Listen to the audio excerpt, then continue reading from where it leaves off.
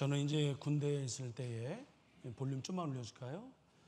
이제 군정사병이었습니다. 이제 교회를 섬기는 일을 군에서 했는데 그때 잊을 수 없는 그 여러 가지 일들이 있었는데 그 중에 하나가 교회를 전혀 다니지 않던 그 병사가 어떤 기회가 되어서 교회를 예배를 드린 적이 있어요. 예배를 드린 다음에 이제 그가 하는 말이 이상하게 자기 교회를 한 번도 다녀본 적이 없는데 평생 처음으로 가는데 교회에 딱 들어가는 순간부터 마음이 이상하게 아주 따뜻해지고 평안해지고 뭔가 신비로운 그런 그 은혜를 이렇게 막 경험하는 듯한 그런 기분이 이상한 기분이 들더래요. 그 얘기를 잊을 수가 없습니다. 우리는 그 이유를 알지요. 왜 그러냐면 예배드리는 여기가 우리를 만드신 하나님 아버지가 계신 곳이기 때문에 그렇고 우리는 그분의 형상으로 지음을 받았기 때문에 우리는 하나님 안에 그분 안에 있는 것이 가장 평안해요. 마치 어린아이가 엄마 품에 안기는 것처럼 우리 교회에서 예배드리는 이 여기가 가장 영적으로 평안한 것이 바로 우리 교회이기 때문에 그런 거죠. 예배를 드린다고 하는 것은 그런 것입니다. 우리의 영혼의 아버지가 되시는 하나님을 만나는 거죠. 예배를 통해서. 그래서 그분의 따뜻함, 그분의 포근함, 세상이 줄 수도 없고 세상이 도무지 알 수도 없는 하늘의 평안을 우리가 얻는 바로 이 시간이 그런 공간이 바로 예배 시간인 겁니다. 오늘 저희가 드리는 예배가 여러분 그런 예배가 되기를 먼저 주님의 이름으로 간절히 축원을 드립니다. 미국에서 노년기를 앞둔 중년들에게 설문조사를 했어요. 지금 자신에게 가장 필요한 것이 무엇이요? 여러 질문 가운데 하나를 물었습니다. 압도적인 1위가 뭐냐면 마음의 평화였습니다. 경제적인 안정도, 화목한 가정도, 또 노년의 어떤 편안한 삶의 보장도 여러 가지가 있겠지만 가장 필요한 것이 뭐냐면 마음의 평안이라고 하는 겁니다. 아마 지금 한국에서 이런 설문조사를 했다 하더라도 거의 비슷한 그런 통계가 나올 것이라 저는 생각이 듭니다. 전 세계 사람들이 일상 살아가는 인사 중에 가장 많이 사용하는 단어가 뭐냐면 평안이라고 하는 단어라 그래요. 자, 여러분 히브리 사람들은 뭐라고 인사할까요? 샬롬이라고 인사하겠죠. 이 히브리 사람과 적대 관계에 있는 아람 사람도 샬롬과 같은 발음 좀 틀린데 살람이라는 말로 인사를 합니다. 살람. 그런데 고대 히브리 사람은 에이레네 이렇게 얘기하고 중국 사람들은 핑안 이렇게 인사한다고 해요. 우리는 어떻게 인사합니까? 안녕하십니까? 평안하십니까? 이렇게 인사를 하지요. 이런 평화의 인사는 역설적으로 우리 인류가 가장 소중한 내적 평화를 잃어버리고 살고 있다는 반증이기도 해요. 이렇게 평화를 비고 평화를 비는 것은 지금 이런 평화를 잃어버리고 사는 그런 부분이 많다라고 하는 것을 얘기하는 거죠. 자, 우리 시대에 탁월한 철학자요 신학자였던 폴 틸리라는 분이 있습니다. 우리 신학교 때 참 이분의 책을 많이 배웠는데 이 폴 틸리라는 분이 인간의 평화를 근본적으로 위협하는 두 가지 요소가 있다. 그것은 뭐냐면 두려움과 불안이다. 이렇게 얘기했습니다. 두려움과 불안. 그런데 그는 우리가 다루기 훨씬 더 힘든 것은 두려움보다 불안이라고 했는데 이유가 있어요. 두려움은 대상이 인지가 돼요. 근데 불안은 그 대상이 잘 몰라. 이상히 마음이 불안해. 뭐 때문에 그런지 몰라요. 쉽게 파악되지 않기 때문에 훨씬 더 힘든 것이다 이렇게 봅니다. 그 폴 틸리는 이 불안이 근원적으로 어디서부터 오느냐? 이 불안의 근원이 뭐냐? 죽음이라고 봅니다. 죽음. 결국 불안은 내가 무로 돌아가야 한다는 허무의식 때문에 생기는 거죠. 죽음 때문에 두려워하는 거예요. 여러분, 왜 우리가 건강을 유지하기 위해서 한강변에 가서 열심히 운동합니까? 병들지 않기 위해서. 왜 병들지 않기 위해서 그런 거예요? 병들면 죽으니까. 죽음에 대한 우리 불안이 있단 말이에요. 그리고 더 나아가서 우리 기독교인들은 죽으면 우리는 끝이에요? 죽으면 끝이 아니잖아요. 우리는 영원한 삶을 살아야 되는데 죽어서 제일 먼저 누굴 만나야 돼요? 하나님을 만나야 돼요. 근데 여러분, 하나님 만날 준비가 되어 있어요? 나 지금 하나님 부르시면 내가 기쁨으로 가서 하나님 만나리라, 이런 마음을 갖고 있는 분들이 있을까요? 예? 내가 지금 이렇게 살다가 하나님 만나면 나 어떡하지? 부끄러워서? 뭘 하나님께 보여드릴 것이 있지? 이런 것에 대한 두려움이, 불안이 우리 가운데 있단 말이에요. 하나님과의 만남이 불안한 이유는 준비가 되어 있지 않기 때문에. 혹시 자신이 창조의 심판자이신 하나님을 만날 준비가 되어 있다고 당당하게 얘기할 사람은 저를 포함해서 아무도 없을 거예요. 다 부족하기 때문에. 그런데 어느 정도는 그래도 준비해야지. 그래도 하나님 만날 최소한의 준비는 갖추고 만나야 되는데, 지금 우리를 불러가시면 그 준비가 안 됐기 때문에 근원적으로 불안한 거죠. 하나님을 만날 준비가 필요한 상태를 가리켜 성경은 하나님과 화평, 하나님과 평화해야 한다, 이렇게 얘기합니다. 성경은 모든 인간이 하나님과 평화하지 못한 상태에서 태어난 삶을 시작한다고 가르쳐요. 왜 그래요? 죄를 안고 태어났기 때문에 그래요. 죄가 인간과 하나님을 분리시켰기 때문에 인간이 삶을 살면서 경험하는 모든 불안의 밑바탕은 반드시 죄가 도사리고 있는 거예요. 이 죄의 문제를 해결하지 못했기 때문에 늘 불안한 거죠. 그러니까 하나님 만날 준비가 안 돼 있다고 생각을 하고 있는 거예요. 이 죄의 문제가 해결되지 않는 한 인간은 누구도 본질적으로 자기 자신과의 평화, 이웃과의 평화, 그리고 하나님과의 평화를 제대로 누릴 수가 없어요. 자, 이 말씀을 쉽게 이해하기 위해서 한 가지 재미난 이야기를 여러분에게 소개할까 합니다. 한 소년이 여름방학을 맞이했어요. 그래서 여동생과 함께 외할머니 이제 시골집에 놀러 가게 되었습니다. 외갓집에 도착한 소년은 이제 이래저래 처음에는 재밌게 놀았지만 심심해요. 그래서 심심한 시간을 메꾸기 위해서 뭘 하나 놀이를 만들었냐서 생각했냐면 새총을 만들어서 새를 잡아야 되겠다 생각했어요. 우리 남성분들 어릴 때 많이 했잖아요. Y자 나뭇가지를 꺾어서 거기에 줄을 이제 연결하고 끝에 이제 고무나 딱딱한 걸 그 돌을 이렇게 담을 수 있는 그 무엇을 만들어서 이제 당겨서 이제 새를 맞추는 거잖아요. 그래서 이제 이 친구가 새총을 만들어서 날아다니는 새를 이제 그 나뭇가지 있는 새를 잡으려고 했죠. 근데 여러분, 새가 잘 잡혀요? 예? 그 새총으로 새를 잡아본 적이 있는 분 한번 손 들어볼까요? 시도는 많이 했지만 새를 잡아본 사람은 별로 없을걸요? 쉽지 않습니다. 총으로 잡기도 어려운데 이걸로 잡는다? 이걸로 무슨 그 병 하나를 맞추기도 하고 컵을 맞추기도 한 정도는 했지만 날아가는 새를, 그 나뭇가지 있는 새를 맞추기는 쉽지가 않아요. 이게 한참 하니까 좀 새 한 마리도 잡혀야 되는데 재미가 없어. 그리고 이제 실망한 채로 집으로 돌아오는데 집 마당에 할머니가 애지중지 키우는 뭐가 있어요? 오리가 있어. 이 오리는 뒤뚱뒤뚱 양, 제대로 이게 여러분 잘 아시는 것처럼 그 새에 비하면 엄청 느리게 걷잖아요. 야, 요 놈을 잡아야 되겠다 싶어서 새총을 꺼내서 오리한테 겨냥하고 오리를 쐈어요. 머리에 명중을 해서 오리가 돌아가셨어.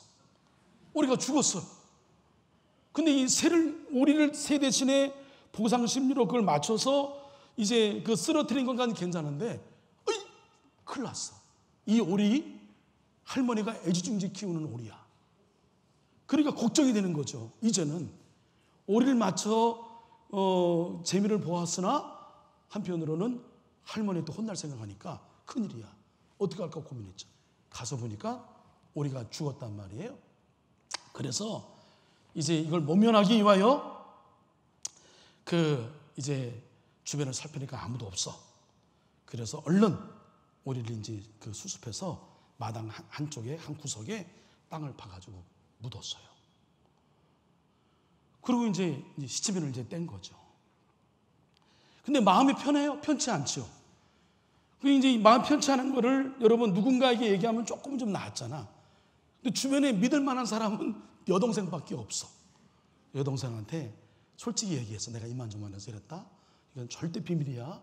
너 모른 척 해야 돼. 하고 이제 그나마 자기 동생한테 그 미안한 마음을, 할머니께 미안한 마음을 얘기한 것으로 조금 좀 보상되었다고 생각을 하고 이제 그렇게 지냈어요.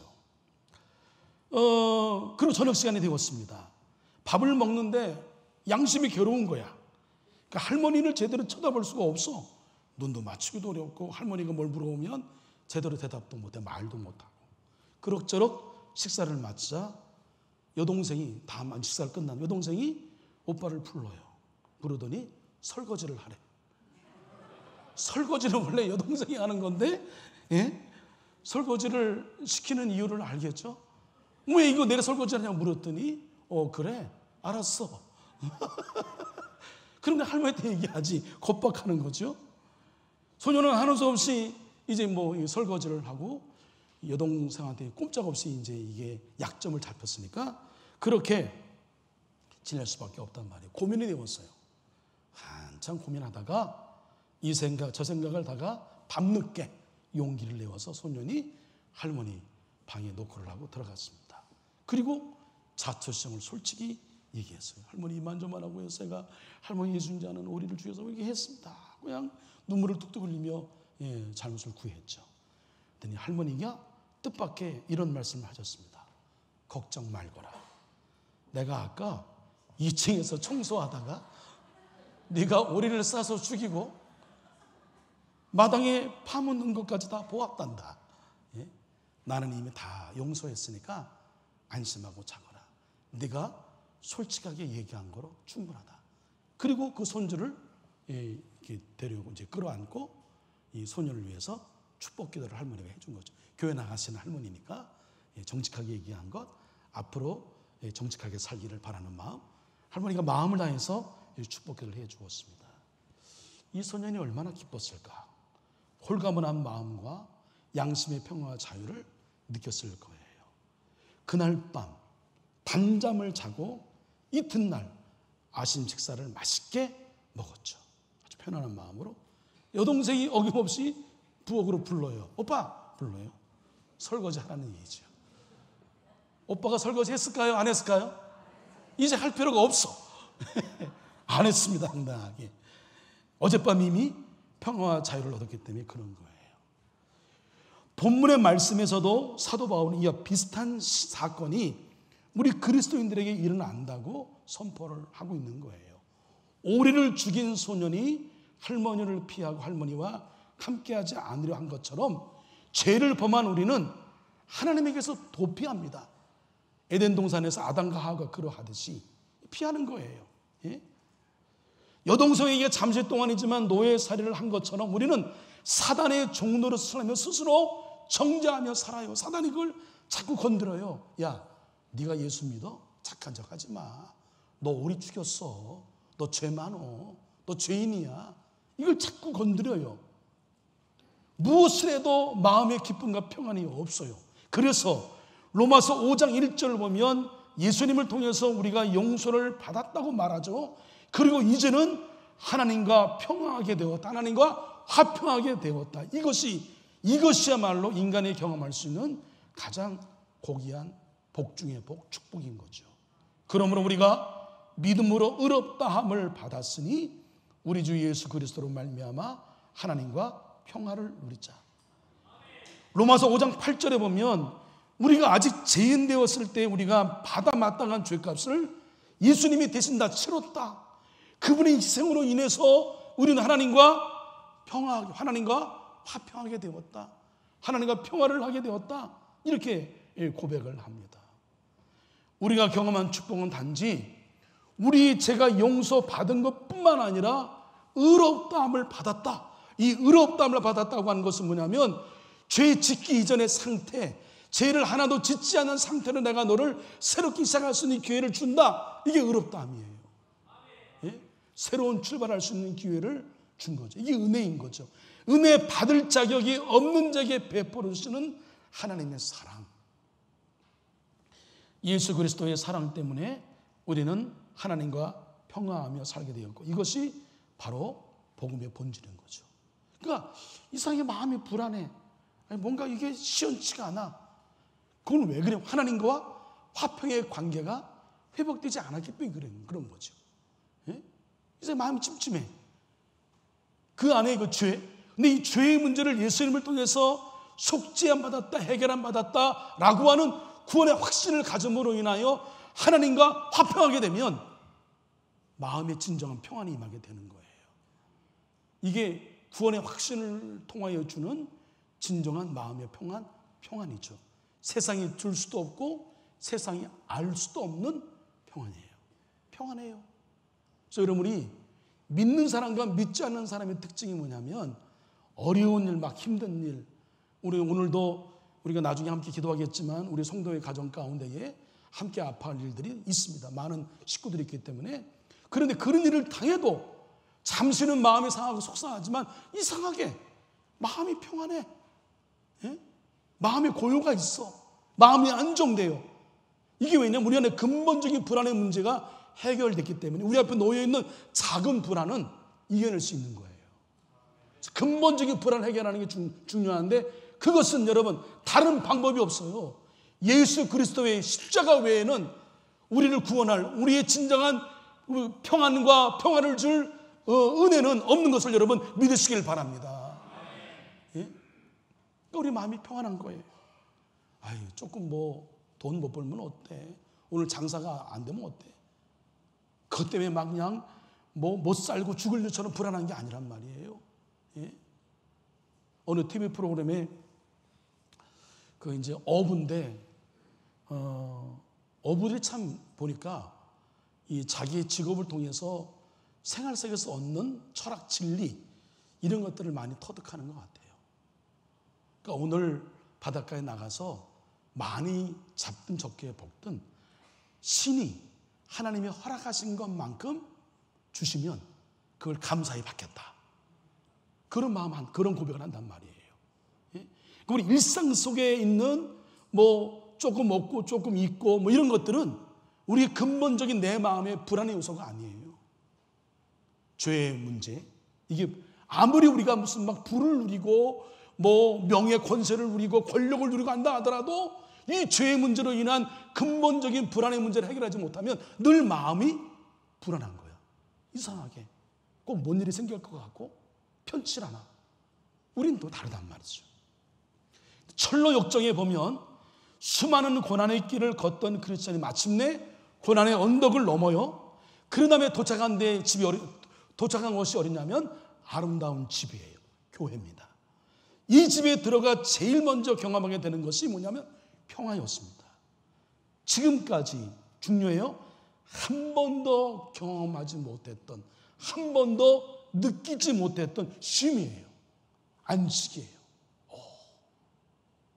제가 모두에 말씀한 우리 한 번도 교회 나가지 않는 병사가 교회 찬양을 듣는데, 기도를 하는데 마음이 아주 평안해요. 이겁니다. 한 번도 경험하지 못했던 쉼. 그는 해 뜨는 쪽 큰 창이 있는 평화의 방에서 모처럼 안식을 누리게 되는 거죠. 방문에 평화라고 이렇게 명패가 있습니다. 거기서 안식을 누리고 새벽까지 깊은 안식을 취해요. 그 다음날 깨어 일어나, 여러분 아주 숙면하면, 기분이 좋은 잠을 자면 아침에 일어날 때 노래가 나온다? 흥얼거려요. 너무 상쾌하니까. 이 크리스천이 노래를 불러요. 여기가 어디인가? 나그네 같은 인생을 위해 베푸시는 예수님의 사랑과 보살핌이 가득한 곳, 주님이 예배하신 이곳, 죄를 용서받은 이 몸 이미 천국에 산다네. 아침에 이런 노래를 부른 거죠. 충분한 안식을 얻은 거예요. 쉼을 얻은 거예요. 영적인 충전을 얻은 거죠. 이것은 고난의 인생길에서 예수님을 만난 자들이 예수님을 통해서만 누리는 죄사함의 평화와 영혼의 안식을 노래하고 있는 거예요. 이런 평화가 여러분에게도 있어요. 할렐루야. 우리에게도 있습니다. 예. 그렇다고 여러분, 예수 믿는 것이 죄사함과 마음의 평화로만 그치는 것이 아니에요. 이제 크리스천은 아름다운 집에서 여러 다른 은혜를 경험하게 됩니다. 하나님과 평화한 우리는 더 나아가 하나님의 은혜를 구체적으로 누리기 시작하는 그런 삶 속으로 들어가는 거죠. 그것이 바로 로마서 5장 2절의 약속입니다. 우리 다 함께 5장 2절 읽습니다. 시작. 또한 그러 말미암아 우리가 믿음으로 서 있는 이 은혜에 들어감을 얻었으며 하나님의 영광을 바라고 즐거워하느니라.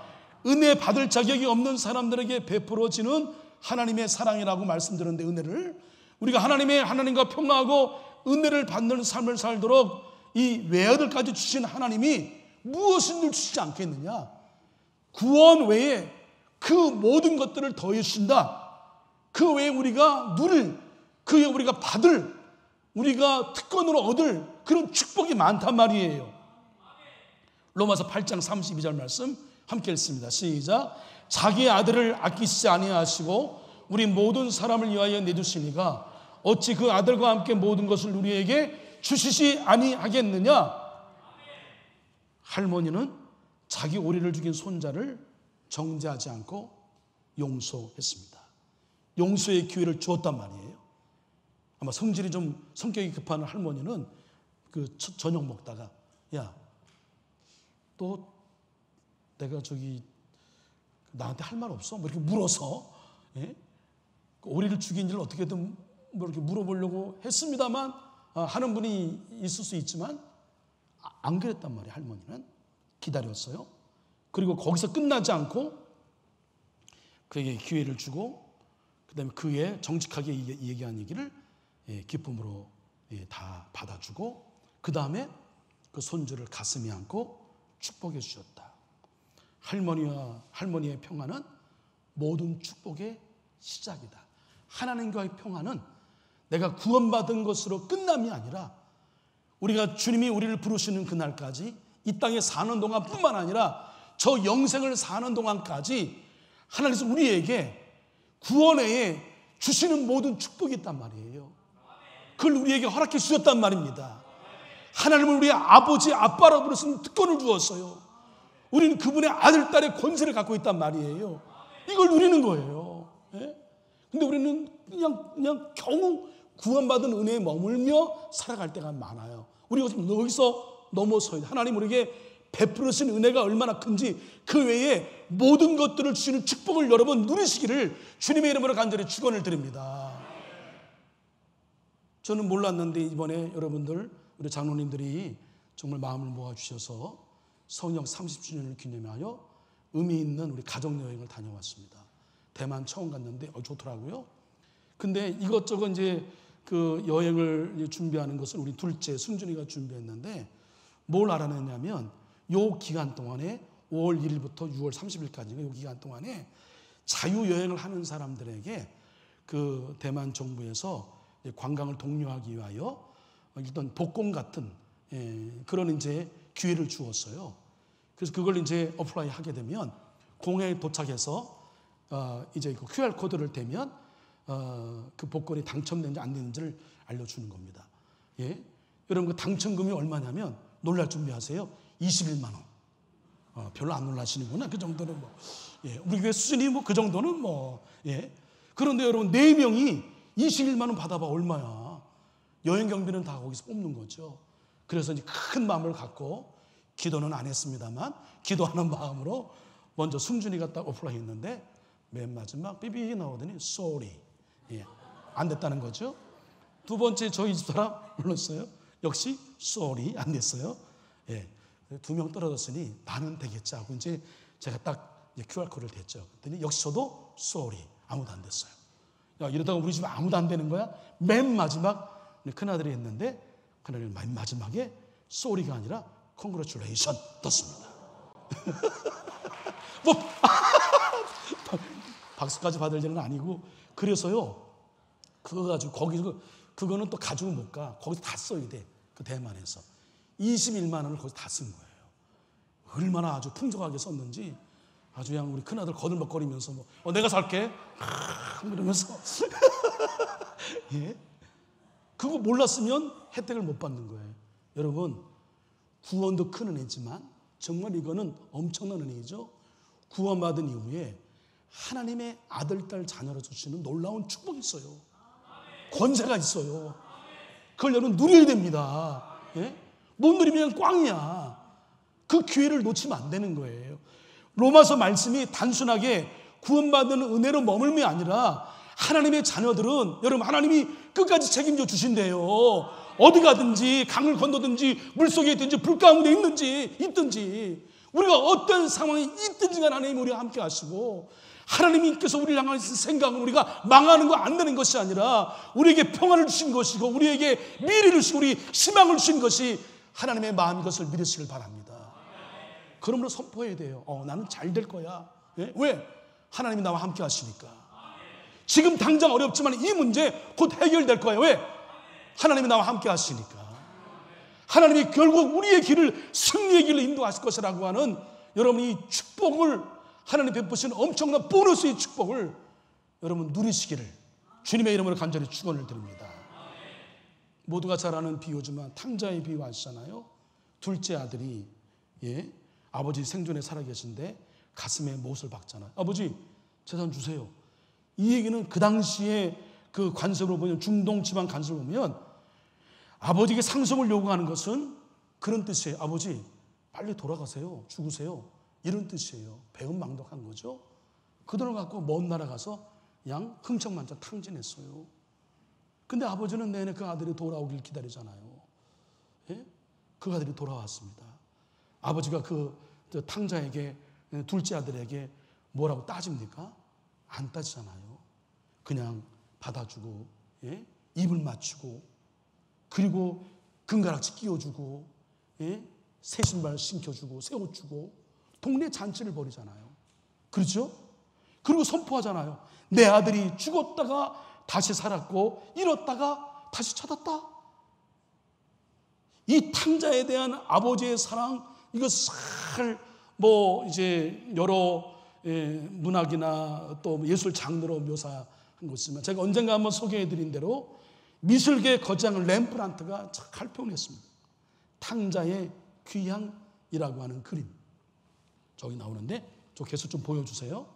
근데 이 그림을 그릴 때 렘브란트는 노년이었습니다. 노년도 아주 슬픔이 가득한 그런 인생의 어떤 루저, 실패자의 그런 삶을 이제 마무리를 해야 될 그런 상황입니다. 왜냐하면 렘브란트가 이제 그 함께 지내는 모든 식구들 아들 먼저 잃어요. 큰딸 잃어. 그 다음에 작은 딸도 목숨을 잃어. 여러분 자식을 먼저 앞세우면 그 자식을 땅에 묻는 것이 아니라 어디에 묻어요? 부모님의 가슴에 묻는다는 것처럼 슬픔이 큰데 다 떠나보냈어.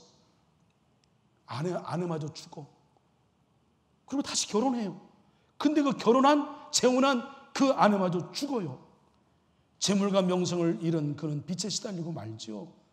하나밖에 남지 않은 아들 티투스마저 떠나간 절망의 황혼에 홀로 남겨진 그는 비로소 그가 생각하기에 이 탕자가 다른 사람이 아니라 바로 나였구나.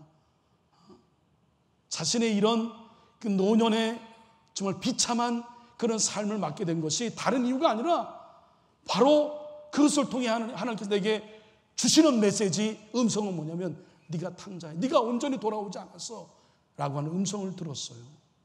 그리고 그림을 그린 거예요. 삭발하고 돌아온 아들, 그것은 모든 것을 처음부터 다시 시작하는 아기가 되어 창조자의 품으로 돌아오는 자신의 실존을 보여준 것이고, 속에 받쳐 입은 헐렁한 통옷, 한 벌로 가린 수척한 몸, 그리고 왼쪽에 맨발, 그리고 오래 신어 못 쓰게 된 한쪽 샌들, 그가 살아온 방황의 세월을 상징합니다. 그럼에도 불구하고 힘없이 아버지의 품에 자신의 존재를 기대는 아들을 아버지는 사랑의 손길로 어루만져 주고 있죠. 왼손은 너를 이제 다시는 놓지 않겠다는 의지의 뜻이 담겨 있고, 아들의 등을 가볍게 토닥이는 오른손은 부드러운 긍휼의 손입니다. 여러분 나중에 말씀드리겠습니다만 기도의 최고의 응답, 저는 은사의 최고의 은사는 긍휼의 은사다 그렇게 믿어요. 그 영혼이 내 영혼의 그 영혼의 아픔이 내 영혼의 아픔으로 느껴져. 예? 긍휼을 영어로 컴패션인데 그의 고통이 내 고통으로 함께 느껴져. 하나도 미움 없이 그냥 그 영혼이 불쌍한 거야. 여러분 기도할 때 이런 마음, 여러분 이런 긍휼의 은사를 경험해 봤습니까? 긍휼의 은사, 이 하나님 아버지의 마음인 거죠. 펼쳐진 아버지의 망토는 자식을 향해 넓게 퍼져 있죠. 아버지의 얼굴에서 나오는 광선은 두 손을 통해 흘러나가 온몸을 감싸고 있어요. 아버지는 희미한 노안으로 아들의 먼 미래를 바라보며 축복을 건넵니다. 그는 참으로 오랜만에 자신의 영혼의 집 하나님 아버지의 품으로 돌아온 거지요. 존 본연의 표현을 빌리면 그는 진정한 평화가 기다리는 아름다운 영혼의 집으로 돌아온 것입니다. 렘브란트는 비로소 자신의 눈물을 씻겨주신 하나님을 참으로 만나고 마지막 인생길을 평화와 안식으로 걸어가며 마무리할 수 있었다. 사랑하는 한소의 식구 여러분, 우리에게는 두려움도 없고 불안도 없습니다. 여러분 믿으세요? 왜 그래요?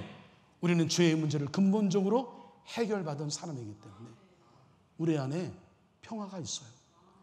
우리 안에 평안이 있어요. 이것은 세상이 줄 수도 없고 알 수 없는 평안이에요. 믿는 이만 갖는 평안입니다.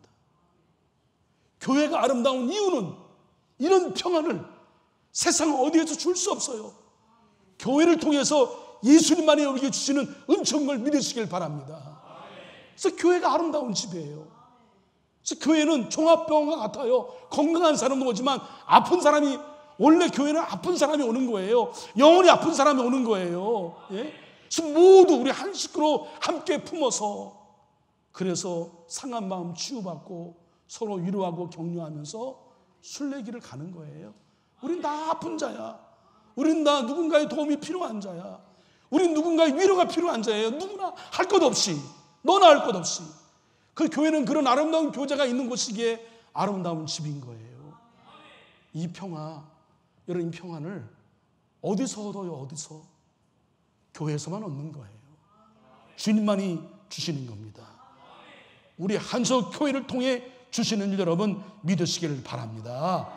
우린 이 평화와 이 평안을 누리는 것에 감사하고 찬양하고 영광을 올려드리고 오늘도 내일도 이 아름다운 집 한서에서 천국을 누리며 살아가야 되고요. 지금 수많은 사람들 교회를 여전히 여러분 개독교로 이렇게 비난거리고 교회들 비판하고 하지만 여전히 우리 교회는 이 땅을 살려내는, 저들의 불안과 두려움을 이겨내는 유일한 처방을 공급해주는 그런 유일한 희망이 있는 것이 우리 교회인 줄로 믿습니다.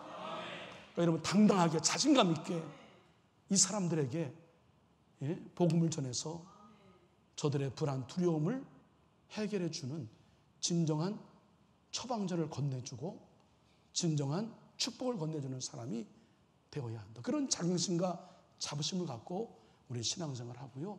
우리 한석교회에서 그런 아름다운 집으로서의 우리 평화의 공동체, 평안의 공동체를 세워나가는 걸, 내가 그런 은혜를 받았으니까 여러분 내 안에 있는 게 흘러가는 거예요. 내 마음이 평안하면 이 평안함이 주변 사람에게 영향력을 주게 되어 있어요. 예? 그게 교회인 겁니다. 그러니까 우리 서로 어떤 우리의 짧은 생각, 또 우리의 단편적인 생각 이런 것 때문에 서로 갈등하고 사람 살이니까 그럴 수 있죠. 그렇다 하더라도 이제는 그런 거 다 뒤로 하고 우리 교회 평화의 공동체로서의 교회의 정체성을 바로 세워가는 그런 우리 교회가 되었으면 좋겠다. 예?